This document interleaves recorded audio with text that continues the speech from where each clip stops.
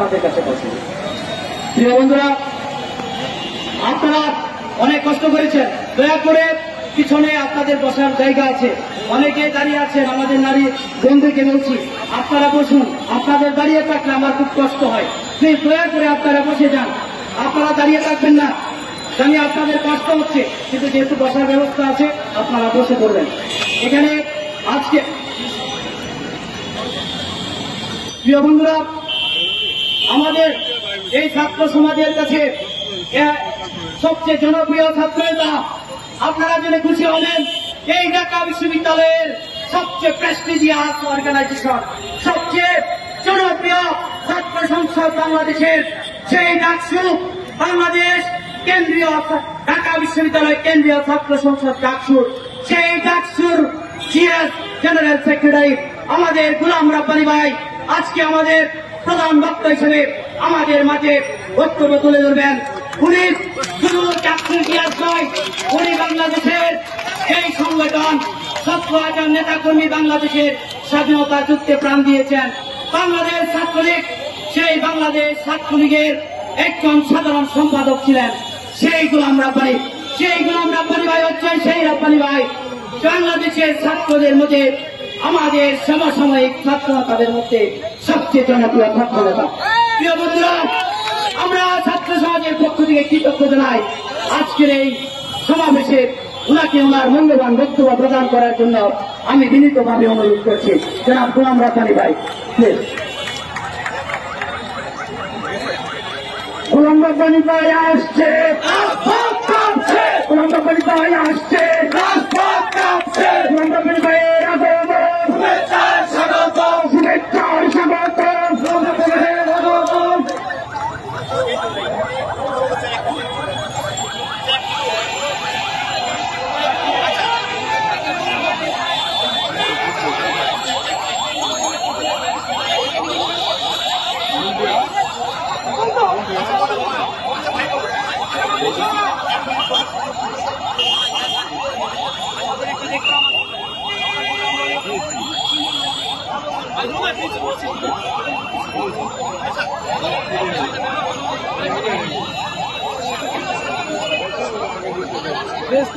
शाम से क्या है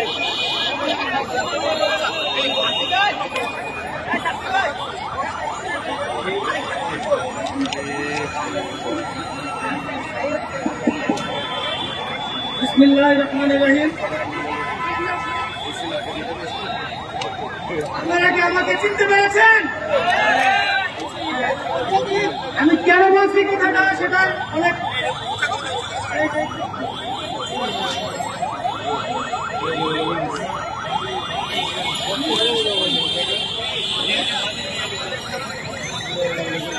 বিসমিল্লাহিররহমানিররহিম। প্রিয় শিক্ষার্থী সমাবেশ, প্রিয় উপস্থিতি, আজকে আমি দু একটি কথা বলবো সংক্ষিপ্ত ভাবে। এখানে আমাদের গোলাম রাব্বানী ভাই উপস্থিত আছেন, এখানে উপস্থিত আছেন হাজারো ছাত্র জনতা। তাদের মাঝে দু একটি কথা না বললেই নয়। 2012 সাল থেকে চাকরিতে আবেদনের বয়সসীমা 35 করার জন্য আমরা আন্দোলন করে আসছি। এই ঢাকার সবুজ চত্বরে বসে আমরা বাংলাদেশ সাধারণ ছাত্র পরিষদ থেকে শুরু করে বিভিন্ন ছাত্র সংগঠনের নেতৃত্বে আমরা এখানে এই সংগঠনটি গড়ে তুলেছিলাম সাধারণ ছাত্রদের অধিকার আদায়ের জন্য।